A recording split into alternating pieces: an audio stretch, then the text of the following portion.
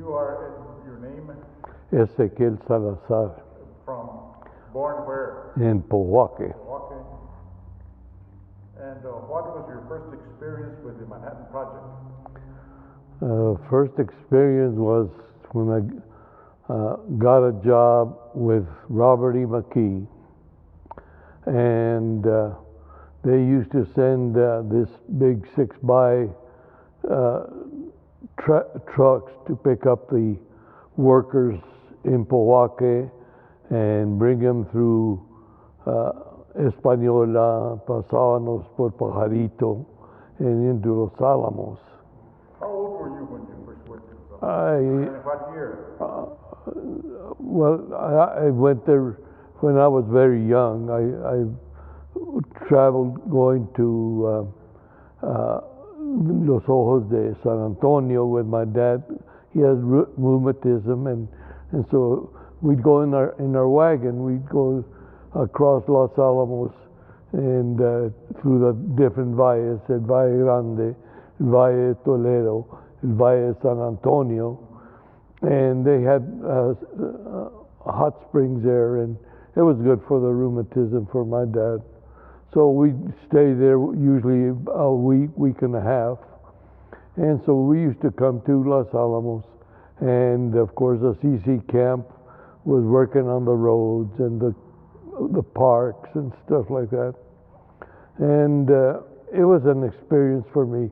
But when I started working in Los Alamos, it was the beginning of the Manhattan Project, and we had one of the big contractors was Robert E. McKee, and they gave me and Joe Lujan from Nambe jobs as apprentice carpenters, and they paid us 56 cents an hour. And so we used to have to work the 8 hours, 56 cents an hour. And then on Saturdays, they gave us 10 cents extra for working Saturdays. But anyway, it was a job, and it was an uplift for our family, because my dad was a farmer, and he was getting up in age, and it was hard to make ends meet.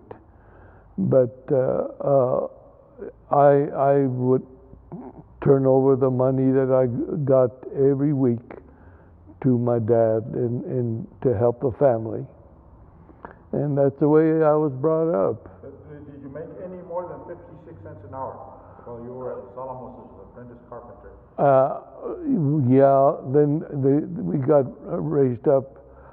After the apprentice period, we got 86 cents an hour, as they called us helpers, carpenter helpers. And then I think the carpenters were getting $1.25 an hour. And what buildings did you work at? Well, I started as a rod man for the surveyor when they were surveying the DP site, or TA-21, and we had a surveyor by the name of Bundy, and he was very strict, and he kept us on the move.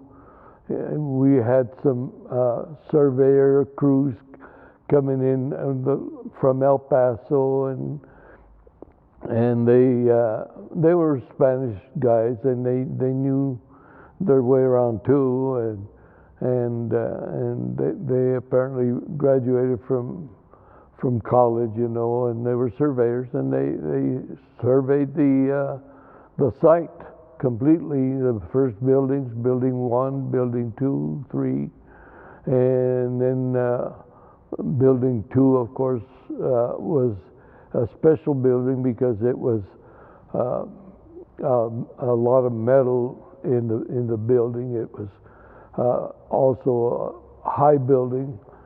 In those days, they had like equipment in the upstairs part of the building, and then that's where the people with the glove boxes and stuff were installed. The glove boxes and all the testing of plutonium was being done. Did you work at BP site on the ground to see an operation? Yes, the second year that I worked in building 1 and 2. Building 1 was connecting the administration building with the warehouses, and so I had a job there, and as part of my job I had to empty a little trailer with a weapons carrier, and they would put it in this big hole that was behind building 3, and on the road going to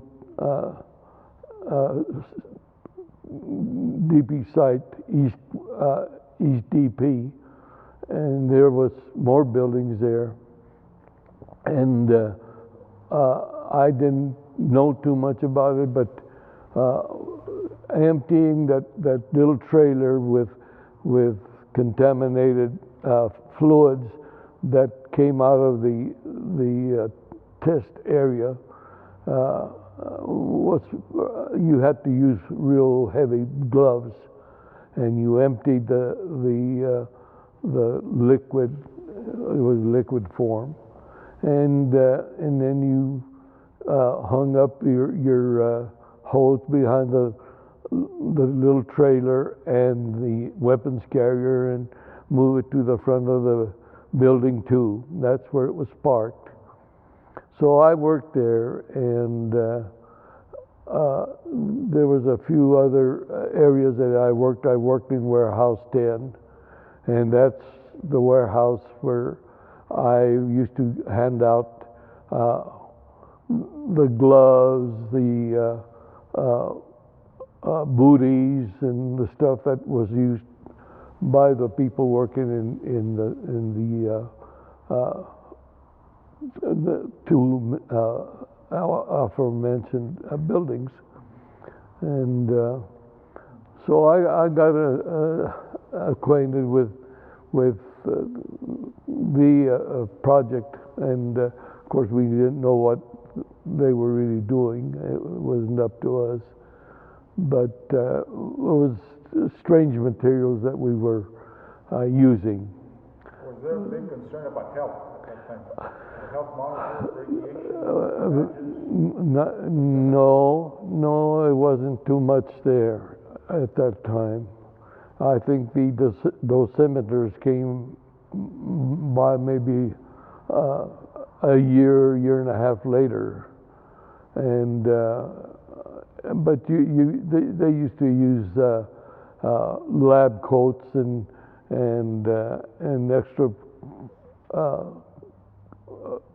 pants, over your regular pants, and then they coveralls, and then of course you had to walk through the counters, and if you were high, well, you had to go to the hospital and get tested, and what they would do is they would get a little bit of blood from your ear, or they would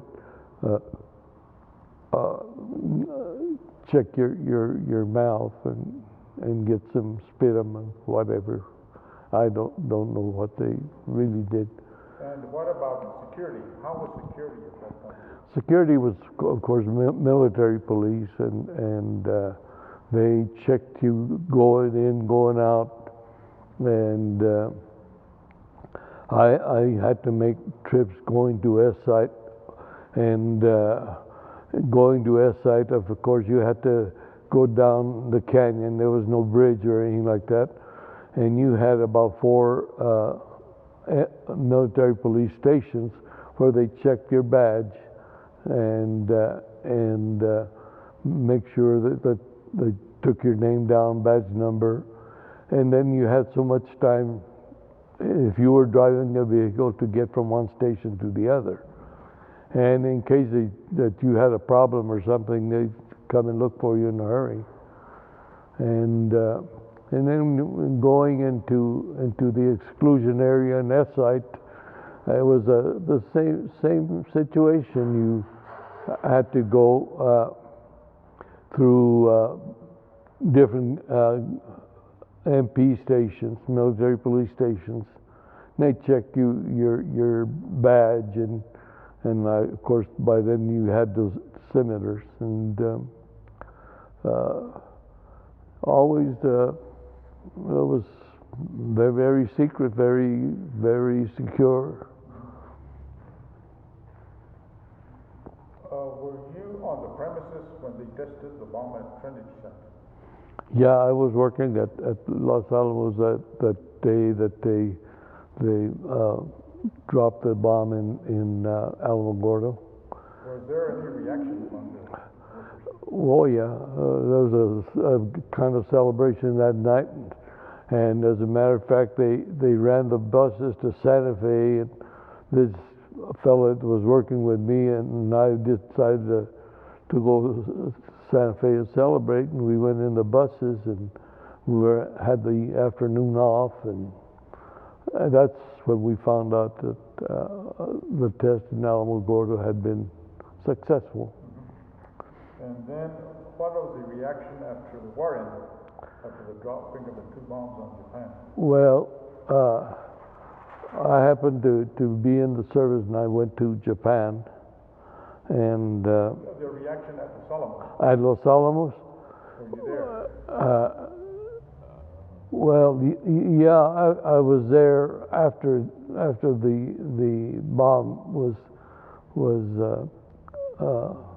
exploded, you know, and Hiroshima and Nagasaki, and the reaction was mixed. There were people that said, well, they shouldn't have done it, and the killing of that many people and everything else. I think that I took a different view, because I was coming of age where I was going to be going to the service, and so I was very happy for our country that they had come up with the atomic bomb. And I said, well, that saved a lot of American lives, so I was very, very happy that they had done this. And then I started realizing that we had all been a part of the discovery of the atom and the splitting of the atom, and this powerful bomb was made in Los Alamos. And they said, well, we did what we had to do, because if the war would have lasted longer, we'd have lost a lot more people, and that's what we were feeling we had accomplished. But I think that we should all take credit for that, because we all took a part in it. And I think it's important that people realize that the scientists couldn't do their job if it wasn't for the cement workers that are putting the slabs and building their laboratories and doing what is necessary to get rid of the contaminated fluids and liquids and all the chemicals that were being used. The janitors, the laborers, the carpenters, everybody took a part in it, and that's why I am here today, I think, because I feel that people should get credit for having taken a part, a very important part in the Manhattan Project. The scientists couldn't have done what they did if the people that were backing them up by construction, by maintenance, by keeping the place clean. And you know, it was a very contaminated area, and somebody had to continue cleaning. So I was very, very concerned about the credit that the Hispanics and the neighboring workforce, that they be given credit for what they contributed to such an endeavor. And this is only right, and that's why I'm speaking today. After you were drafted into the service, you ended up in Japan. Yes. So did that change your view on the dropping of the atomic bomb? Being there in Japan. Yes, and I saw the real effect that the war was taking on Japan. Of course, I was in Tokyo, but we were the Army of Occupation. I was in the 1st Cavalry Division in Tokyo, and a lot of the guys that went with me into the service were people that worked in Los Alamos just like I did, and they saw the terrible destruction that was done by the bombs. And Nagasaki was bad, but I think it was something that had to be done when they did it.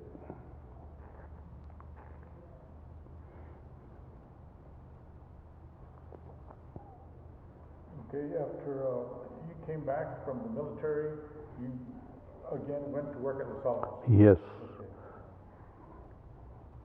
I worked first with mail-in records, and I did a lot of copying of documents and everything else, secret documents, and putting them in tape. And then I went into the fire department, and I put about 21 years in the fire department. And after that, I transferred to security, and I worked in security until it was time to leave. Also, I put in my time there, and then I worked in public relations with the laboratory, and I became chief of security when the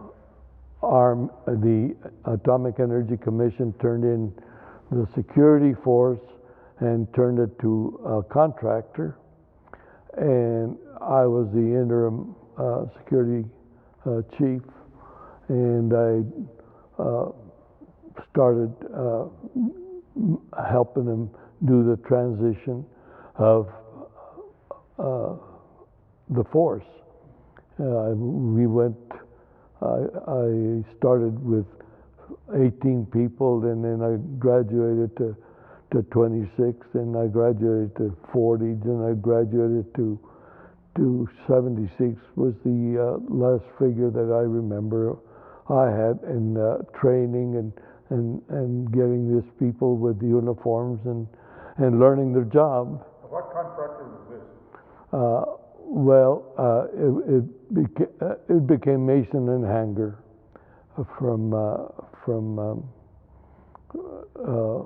as the security force replaced the Atomic Energy Commission. AEC used to be the security force, and that's where I retired from, and then I went to work, like I say, with a lab in public relations with Mrs. Lurch, who was the head of that division leader, and then I had the pleasure of going to represent the lab in the different parts of the state, in schools, and we were showing them what the laboratory was doing in those days, because we were doing a lot of work with blood tests and all this kind of stuff, and we had a lot of exhibits to take to the state fair. I went to the state fair and demonstrated some of the work that we did at the lab, and then both my wife and I went to work in the document control and sanitizing of documents at Livermore, and we worked there on a Form B thing, and after we got through in Livermore, then we went to Washington, and we worked at the AC complex, and we were doing exactly the same thing. We were sanitizing documents for clearance and things of this nature. So we were very active in the security part of the laboratory. My wife was a document control officer, and so we did that work for a number of years. How many years total did you work at Los Alamos? I worked 49 years. My wife worked 51.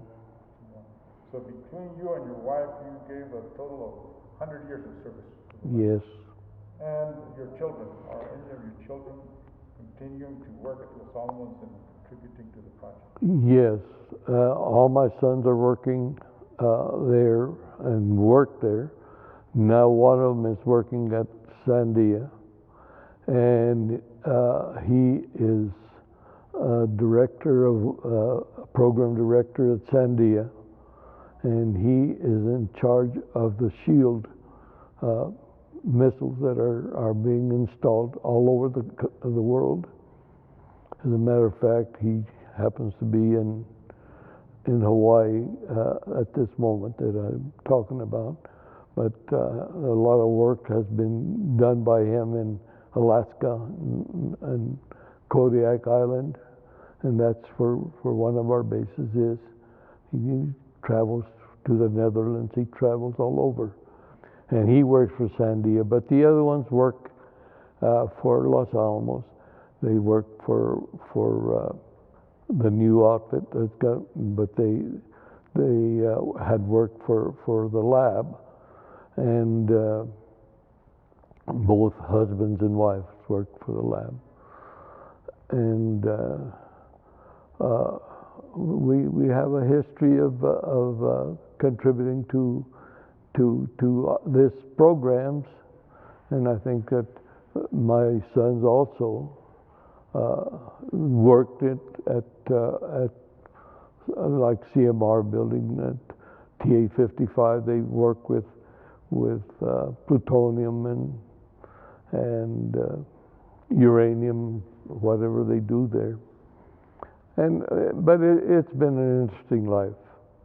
We are happy that we were a part of the Manhattan Project, even to now. You started this interview describing your work on the DP site, DP Road. What did DP stand for? Why do they call it DP? I think it's something to do with the plutonium site. It's either degrading it or whatever the name of DP site.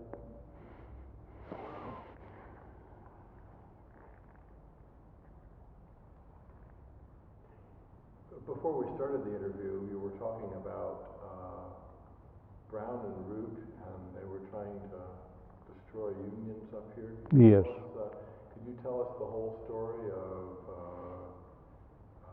how unions got started, and then Brown and Root's role in Yeah. trying to wreck them? Well, you know that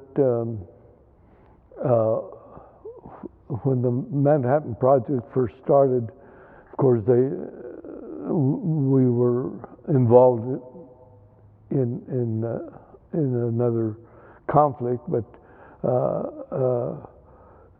they had to get the work done for the project. The Manhattan Project needed a lot of work, so they needed, of course, good roads. They needed a lot of work with the different sites to disperse the sites to areas that were secure in themselves, and maybe getting a gate just in the proper place, but the natural lay of the land was secure enough where we could secure the different sites. And of course, we needed a lot of bulldozer operators, we needed a lot of mechanics, we needed a lot of laborers, we needed carpenters, plumbers, you name it. I mean, it was needed and it was demanded at that time.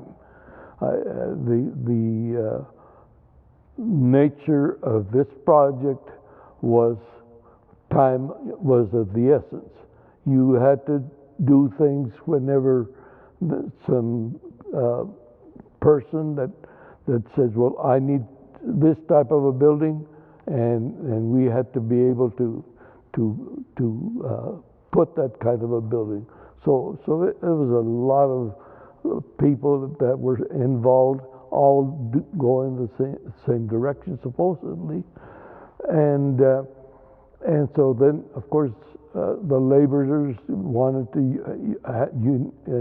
belong to the union, and of course the government had no problem with getting unions in there. They got carpenters unions, plumbers unions, electricians.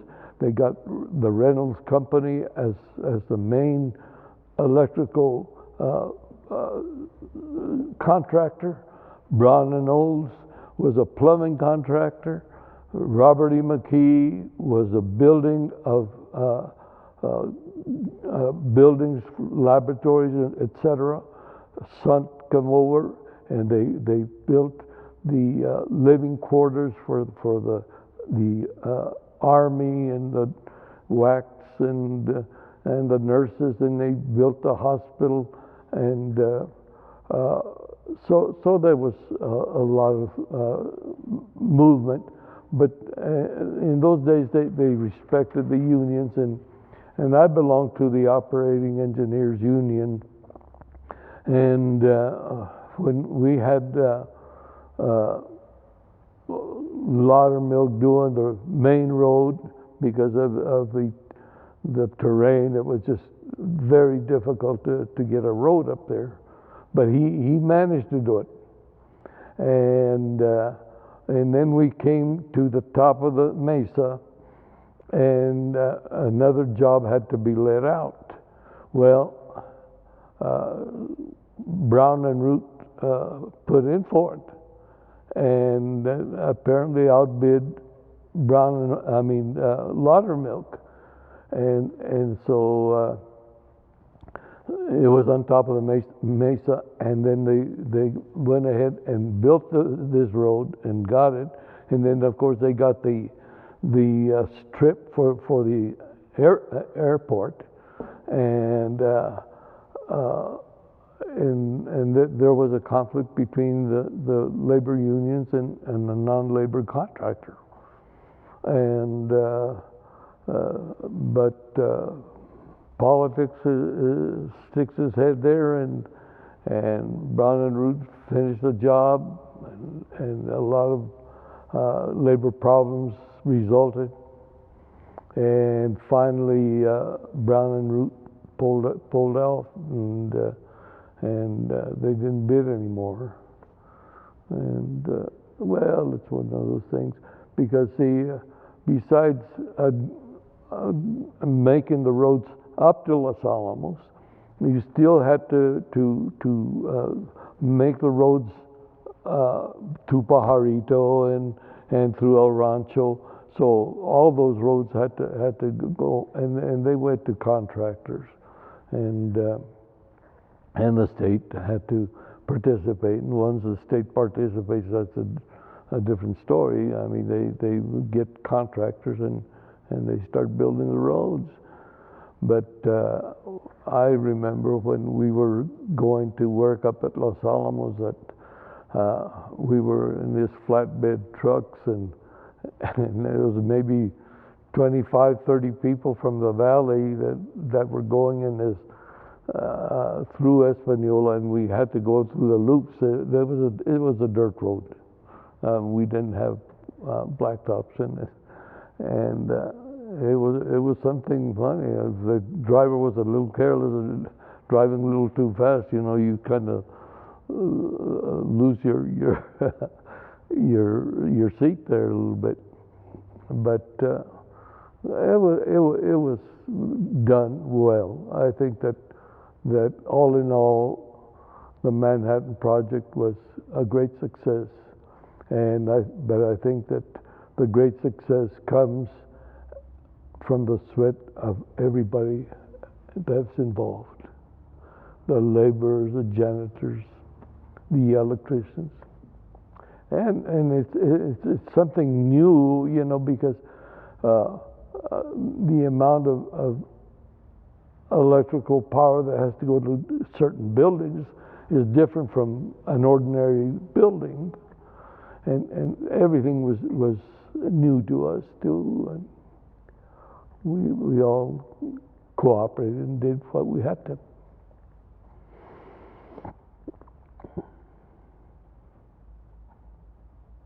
Can you think of any stories that are either especially funny or just memorable or scary that happened during the war, or maybe just afterwards? They don't have to be real. They don't have to necessarily be at Los Alamos, but sort of Los Alamos related. Yeah, related to the culture. The culture. It was totally a different culture when the military came in, and the military culture compared to the northern New Mexico culture. Yeah. Oh yeah. Well, the thing was that the people that came to work at Los Alamos came from different parts of the country, from different cultures, and they came to a very, very small area here in New Mexico, and small communities. So needless to say, some of the dances that we had in our community have changed. I mean, and so consequently the GIs would come in and start dancing with the girls and all this stuff, and a lot of us didn't think too much of it, and so consequently there was a problem there. But I think it was the same thing in the roads. I remember going in my dad's truck going to El Rancho, and there was a short convoy of trucks going into Los Alamos, and this military policeman got very upset at me because I was going slowly, and so he shoved me to the side, and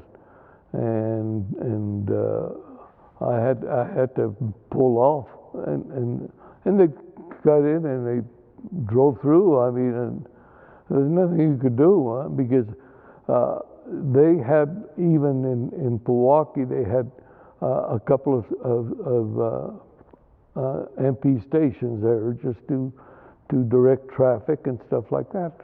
And we found it odd, but we lived through it. And the same thing with the dances. The dances would get a little rough because the GIs were there. It happens in all Army towns.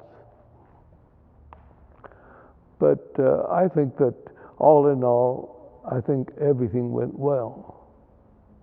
I think that we should all be proud of the project. I certainly am. And I saw it from the beginning to the end. There's a lot of information from before the start of BP and some of these other buildings to now. So you went there when you were about 16, 17? 16. 16.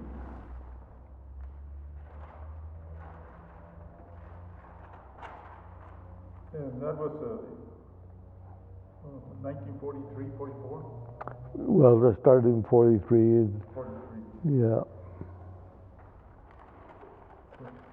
Now this man has seen a lot of changes in the Alamos. You know, from nothing but barracks like there to some of the modern buildings now. I hadn't been to the badge office in a while. They don't have that building anymore. They have this great big modern building. Yeah. Yeah.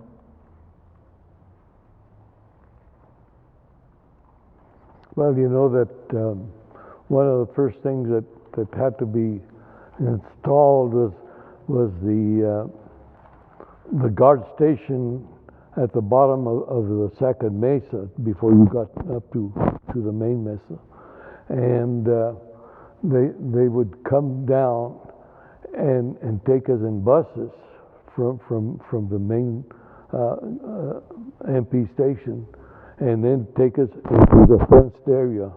And there, after we were in the fenced area, we'd get off the buses, and you go over there and get your badge.